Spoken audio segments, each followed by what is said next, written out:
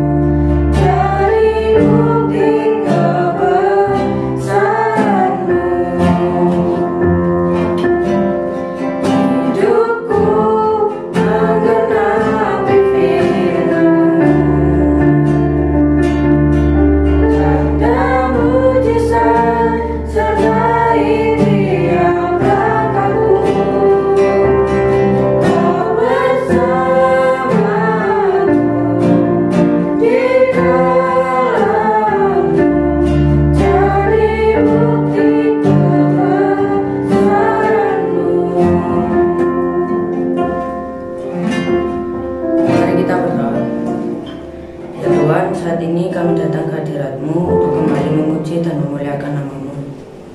Tuhan berkati pada ini dari awal, pertengahan hingga akhir ya Tuhan. Tuhan berkati, Tuhan sertai, dan Tuhan lindungi. Terima kasih ya Tuhan, dalam nama Tuhan Yesus kami berdoa. Amin. Nats pembimbing pada ibadah kali ini adalah Habakuk 2 ayat 1. Aku mau berdiri di tempat pengintaianku dan berdiri tegak di menara.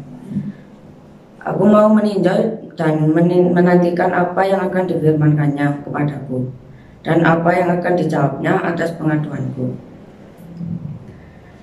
Bersama seluruh umat percaya, mari kita mengikrarkan pengakuan iman kita dengan bangkit berdiri.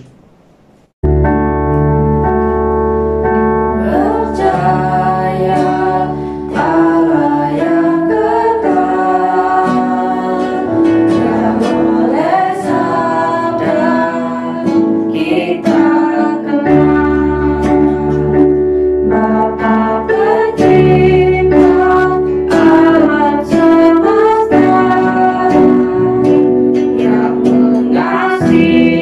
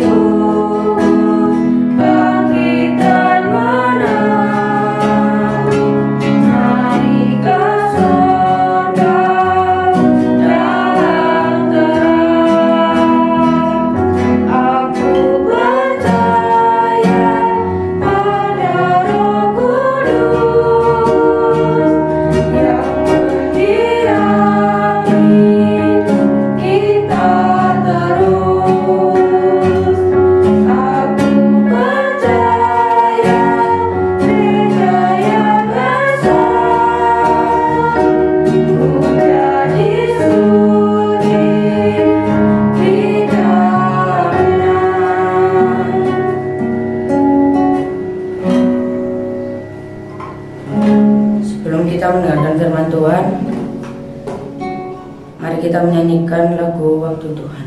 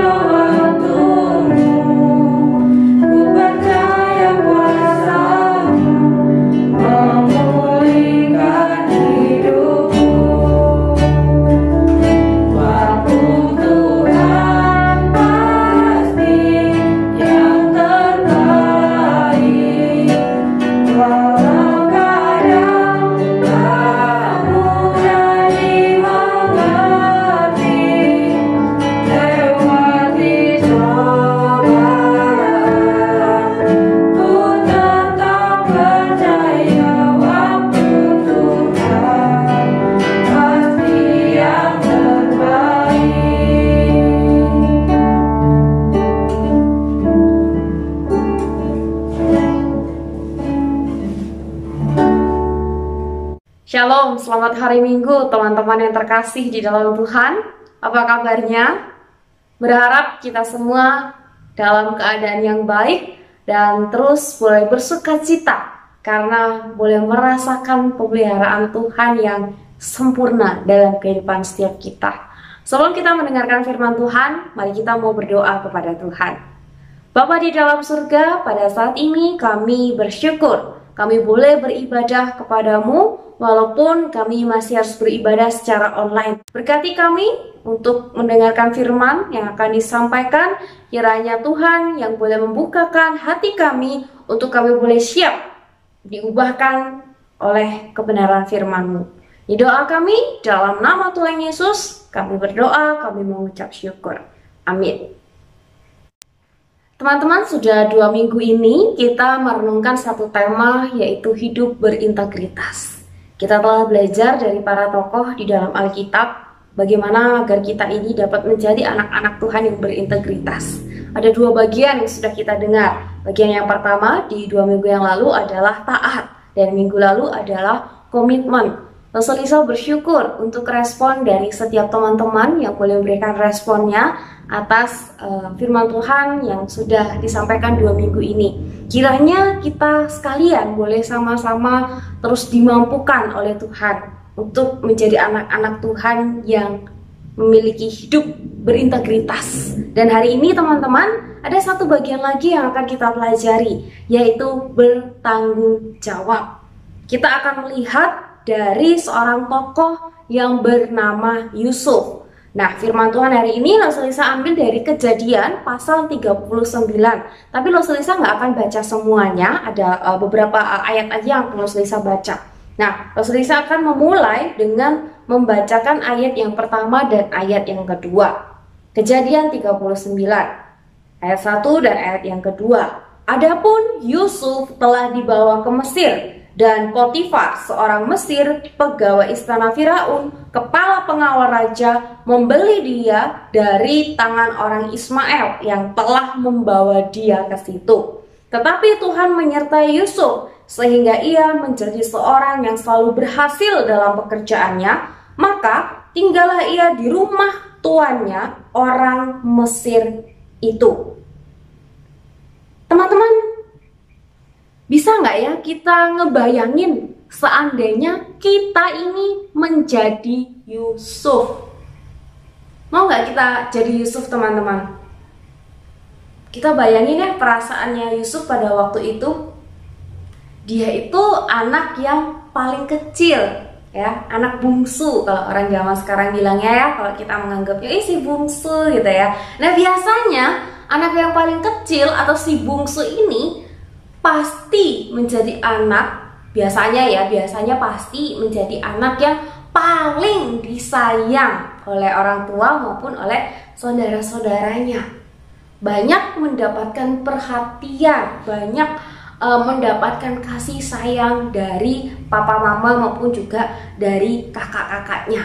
Tetapi berbeda dengan Yusuf yang justru dibenci oleh saudara-saudaranya, karena saudara-saudaranya iri. Loh, orang tuaku ini kok lebih sayang sama dia, kok dia yang banyak diperhatiin, kok kita ini nggak dianggap sama orang tua kita, kok dia ini dianak emaskan, kok ada pembeda-bedaan di sini, ya. Mereka iri, teman-teman. Nah, mungkin kita juga pernah iri sama saudara-saudara kita. Tetapi saya yakin kita nggak setega dengan saudara-saudaranya Yusuf, yang karena iri lalu mereka berniat jahat. Yang pertama, mereka mau membunuhnya, tetapi akhirnya nggak jadi, hanya menjual adiknya ini kepada orang asing, ya, dan membohongi orang tuanya. Jubahnya itu dilepas gitu ya, terus dicelupkan pada darah, lalu dibawa kepada orang tuanya, sehingga orang tuanya berpikir bahwa anakku ini mati diterkam binatang buas. Wah, tega sekali ya teman-teman. Saya yakin kita nggak setega itu ya teman-teman sama saudara kita sendiri, ya. Mereka menjual adiknya ini, jangan salah ya teman-teman, yang pertama adalah dijual kepada keturunan Ismail, ya. Kemudian keturunan Ismail ini membawa atau menjualnya ke rumah Potifar, sehingga Yusuf pada akhirnya menjadi budak di rumah Potifar, ya, menjadi budaknya Potifar. Kita nggak usah tanya teman-teman, enak nggak sih kerja di sana? Enak nggak sih kerja jadi budak? Yang namanya budak, teman-teman, udah pasti nggak enaknya. Budak berarti kita tuh seperti kacung, ya, seperti ya orang yang kerjaannya hanya disuruh-suruh gitu ya. Dan mau nggak mau kita juga harus lakukan itu, karena itu adalah sudah pekerjaan kita, disuruh-suruh. Kita menjadi seorang budak, ya, itu istilahnya udah pekerjaan yang paling rendah, pekerjaan yang paling hina.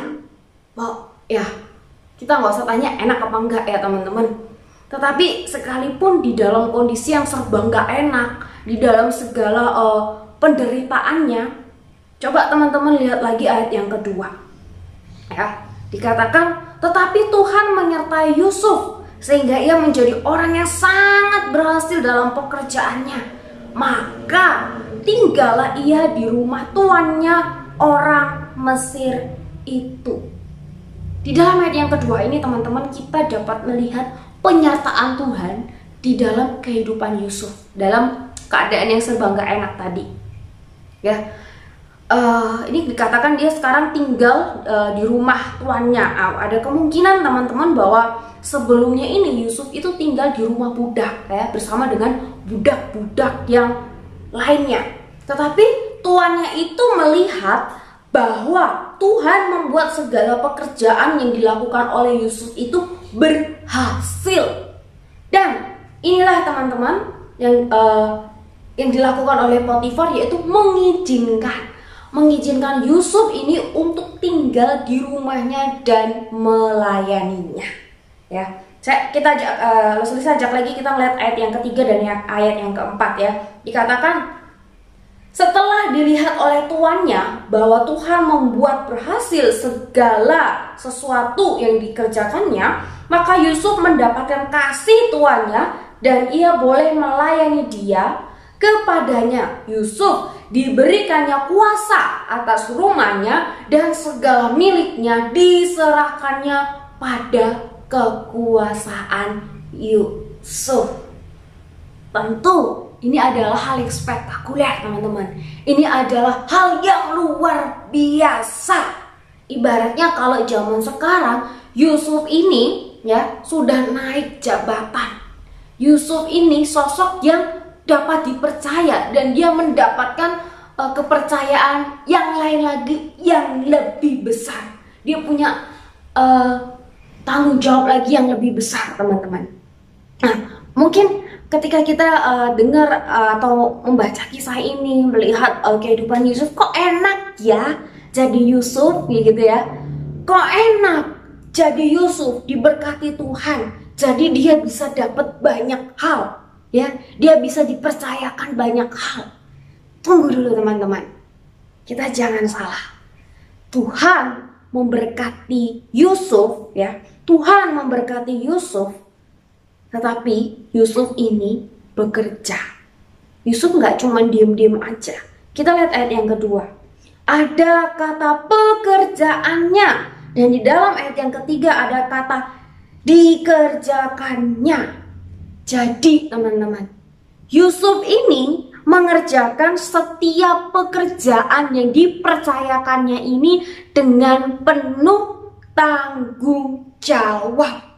Dia menuntaskan atau menyelesaikan setiap pekerjaannya ini dengan baik, sehingga ia diberkati oleh Tuhan, sehingga dia mendapatkan kepercayaan yang lebih besar lagi, dan dia diberikan tanggung jawab yang lebih lagi. Karena apa? Karena dia sudah menyelesaikan ya pekerjaan-pekerjaan yang kecil yang saat itu dipercayakan kepadanya itu dengan sebaik mungkin. Dia sudah setia dalam perkara yang kecil, maka dia dipercayakan pada perkara yang besar. Jadi teman-teman, Yusuf ini bukan orang yang malas, yang cuman ongkang-ongkang kaki, nggak ngapa-ngapain lalu Tuhan berkati. Oh, Tuhan kasihan sama dia karena dia hidupnya udah menderita. Enggak kayak gitu teman-teman. Tetapi Yusuf ini bekerja, dan dia bekerja dengan sungguh-sungguh. Dia menyelesaikan setiap tugas dan tanggung jawabnya itu dengan baik, sehingga Tuhan memberkatinya. Mungkin kita bilang, aku mau nilai yang bagus, aku nanti mau masuk sekolah yang favorit atau universitas yang terfavorit deh. Tapi kita malas belajar teman-teman. Bisa nggak kira-kira? Jangan pernah bermimpi teman-teman. Kalau kita hanya malas-malesan dan nggak mau belajar, lalu kita memimpikan sesuatu hal yang besar, itu akan sangat sulit teman-teman. Kita maunya makan enak, maunya traktir temen terus gitu ya, atau traktir pacar supaya kelihatan keren. Tapi kita ini malas bekerja, kita nggak punya duit. Gimana bisa teman-teman? Nggak akan bisa. Nah, hari ini teman-teman, kita belajar dari Yusuf untuk tetap setia mengerjakan sesuatu yang paling sederhana yang Tuhan percayakan dalam kehidupan kita. Kita mengerjakannya dengan penuh keikhlasan, bukan dengan gerutuan, ya. Kita bisa menuntaskan setiap tugas dan tanggung jawab kita itu dengan baik, bertanggung jawab penuh dengan apa yang dipercayakannya kepada kita. Ada nggak ada orang yang ngawasin kita, ada nggak ada orang yang melihat kita, besar dan kecil pekerjaan yang Tuhan percayakan kepada kita untuk kita selesaikan. Kita belajar untuk menuntaskannya, mengerjakannya dengan sepenuh hati kita, walaupun tanpa disuruh, tanpa dikejar-kejar oleh orang tuamu. oleh atasanmu, oleh hamba Tuhanmu, oleh siapapun teman-teman. Kita mau mengerjakannya dengan baik, tugas dan tanggung jawab kita. Tanggung jawab kita sebagai seorang siswa. Udah jelas apa? Belajar. Ya. Jangan sampai waktu kita ini lebih banyak untuk bermain daripada belajar. Sehingga tugas-tugas kita itu banyak yang nggak kita kerjain, banyak yang keteteran, akhirnya kita bingung. Lalu kita suruh orang lain untuk mengerjakan tugas kita. Itu nggak benar teman-teman. Kalau kita nggak tahu, kita tanya boleh. Tapi jangan suruh orang lain untuk mengerjakan sesuatu yang sudah Tuhan percayakan kepada kita. Tanggung jawabmu sebagai seorang siswa. Kamu yang sebagai karyawan atau sebagai seorang pengusaha, kita sebagai seorang pekerja, tanggung jawab kita adalah menyelesaikan setiap apa yang dipercayakan kepada kita. Biarlah teman-teman kita boleh tetap giat. Ada nggak ada bosmu, ada nggak ada orang yang melihatmu, tunjukkan kinerjamu yang baik. Dan saat bisnis atau usahamu belum laku, ya, belum rame ataupun sedang mengalami penurunan, tetaplah lakukanlah semuanya itu dengan terus bergantung kepada Tuhan. Jangan bermalas-malasan. Andalkan Tuhan, libatkan Tuhan, dan nikmatilah setiap prosesnya. Ingat teman-teman, dalam kita mengusahakan semuanya, dalam kita melakukan apapun yang Tuhan percayakan, kerjakanlah itu dengan hati yang takut akan Tuhan. Ini kunci kita sebagai anak-anak Tuhan. Lakukanlah semuanya itu dengan hati yang takut akan Tuhan. Jangan pernah ambil jalan pintas atau apapun kecurangan-kecurangan lain di dalam apapun yang kamu kerjakan. Karena suatu hari nanti kita akan mempertanggungjawabkan perbuatan kita ini di hadapan Tuhan. Enak gak enak pekerjaan kita, apapun yang saat ini Tuhan percayakan kepada kita sebagai seorang siswa, mahasiswa, pekerja, enak gak enak teman-teman. Mari kita belajar dari Yusuf yang telah diberkati Tuhan dalam setiap usaha pekerjaannya. Dia yang terus mengandalkan Tuhan. Hal ini tentu juga berlaku di dalam pelayanan kita, ya. Sekecil apapun pelayanan yang Tuhan percayakan kepadamu, mungkin kita jadi WL. Persiapkanlah dirimu, persiapkanlah hatimu, pilih lagu, jangan mepet-mepet, ya. Kita ambil waktu untuk persiapan. Buat kamu yang saat ini mungkin dipercayakan sebagai operator LCD ataupun dalam ibadah online gini, kamu dipercayakan sebagai seorang kameramen. Kerjakanlah semuanya itu, lakukanlah semuanya itu dengan penuh sukacita. Walaupun kamu bekerja di belakang layar, orang gak lihat kamu, tapi Tuhan lihat hatimu. Ya teman-teman, sekali lagi, apapun yang kita kerjakan di dalam dunia ini, suatu hari nanti kita akan mempertanggungjawabkan perbuatan kita ini di hadapan Tuhan. Jadi teman-teman, mari kita lakukan, ya, kita belajar menuntaskan setiap tugas dan tanggung jawab kita sesuai dengan panggilan kita saat ini masing-masing, ya, dengan sepenuh hati kita. Jangan berusaha menyenangkan orang lain, tapi senangkanlah Tuhan yang sudah menebus hidupmu. Kita tundukkan kepala. Tuhan, hamba-Mu telah berhenti berkata-kata. Biarlah Roh Kudus Tuhan yang terus bekerja dalam kehidupan setiap kami, memampukan setiap kami melakukan firman yang sudah kami dengarkan pada hari ini. Di dalam nama-Mu ya Tuhan, kami berdoa, kami mengucap syukur. Amin. Jangan pernah berhenti teman-teman untuk memuliakan Tuhan dalam sepanjang hidupmu. Tuhan Yesus memberkati. Biarlah firman yang sudah disampaikan dapat menjadi pedoman iman kita dan dapat menjadi renungan untuk dapat dilakukan di kehidupan sehari-hari. Untuk persembahan dapat langsung ditransfer ke rekening GoPay atau OVO Trinity Community dengan nomor di bawah ini.